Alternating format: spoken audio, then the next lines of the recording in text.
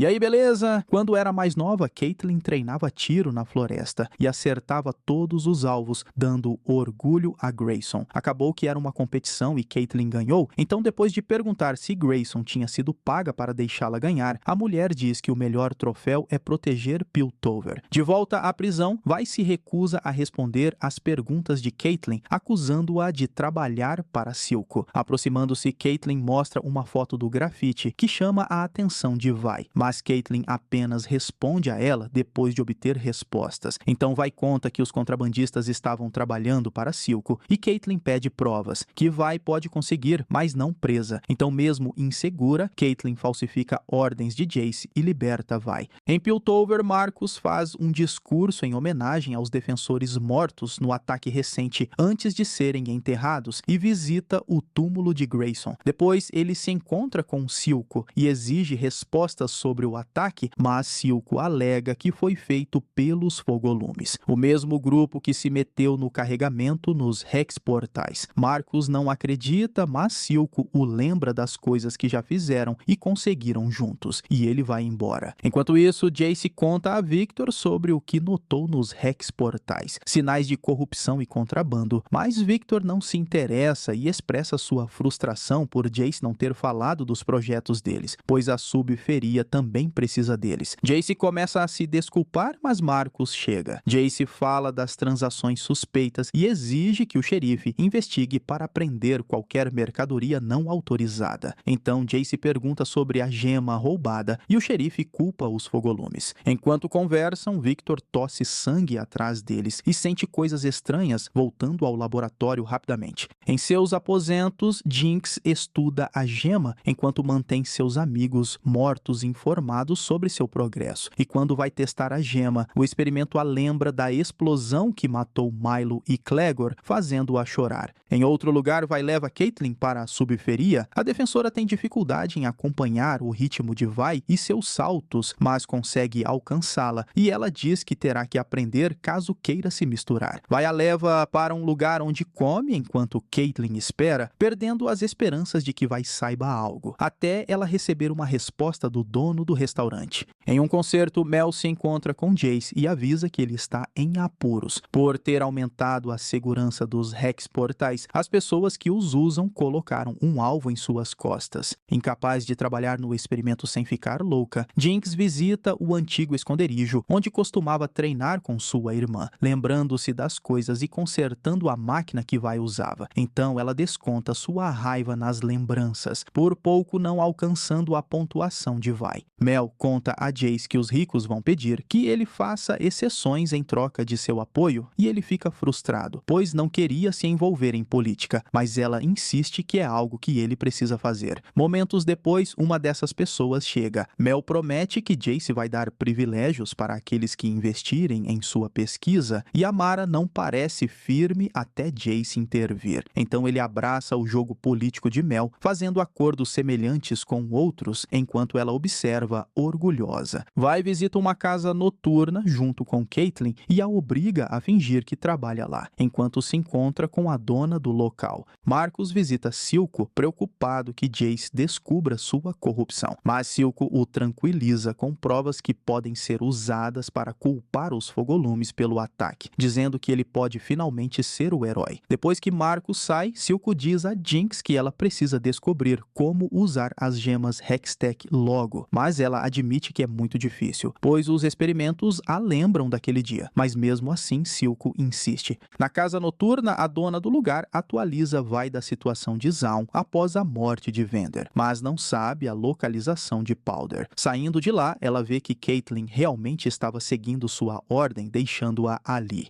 Depois de uma noite de política, Jace agradece a Mel por ensiná-lo, criando um clima entre eles. Então eles se beijam, mas enquanto isso, Victor continua trabalhando no Hextech. A assistente pergunta se ele quer voltar para casa com ela, mas ele decide dormir ali de novo. Ela sai e, enquanto trabalha, ele tem outra crise de tosse, cuspindo sangue na mesa antes de desmaiar. Porém, o núcleo Hextech absorve seu sangue. Silco leva Jinx até o local onde ele foi afogado e, mesmo já tendo contado essa história para ela antes, dessa vez ele quer que ela tenha sua própria experiência de renascer, matando Powder naquelas águas e se tornando apenas apenas Jinx. Vi segue para o bar que Vander costumava ser dono, e lá ela fica furiosa ao ver Sevika, a mulher que traiu seu pai. Enquanto isso, Victor acorda no hospital e encontra Jace cabisbaixo esperando por ele. Jace conversou com os médicos e Victor o questiona sobre quanto tempo ainda tem. No bar, Vi ataca Sevika, que é uma oponente à altura, especialmente com o braço mecânico aprimorado com cintila. Porém, Vi a imobiliza e pergunta sobre Powder, descobrindo que agora ela é Jinx e que não está presa, mas trabalha para Silco. Ela fica abalada com a revelação e Sevika aproveita para apunhalá-la, completando que Jinx é uma filha para Silco. Antes que Sevika possa terminar o serviço, Caitlyn atira em seu braço e Sevika foge. Ferida, Vi elogia a pontaria de Caitlyn e a chama de Cupcake, dizendo que ela é doce como um, e então Caitlyn a ajuda para que possam fugir. No escritório de Silco, Sevika retorna e informa a Silco que a irmã de Jinx está de volta. Anos antes, um jovem, Victor, brinca sozinho com seu barco mecânico, longe das outras crianças. Ele segue o barco até um buraco onde vê uma grande criatura roxa e um homem. O homem apresenta a criatura como Rio, uma mutação que ele está criando. E quando diz que ela está morrendo, Victor oferece sua ajuda para se tornar o assistente do homem, que diz que serão solitários juntos. No presente, Heimerdinger se aproxima de Victor, dizendo sentir muito por seu diagnóstico, enquanto já sente a perda de um bom aluno como ele. Frágil, Victor continua seu trabalho no núcleo Hextech e percebe que ele absorveu seu sangue, o que lhe dá uma ideia.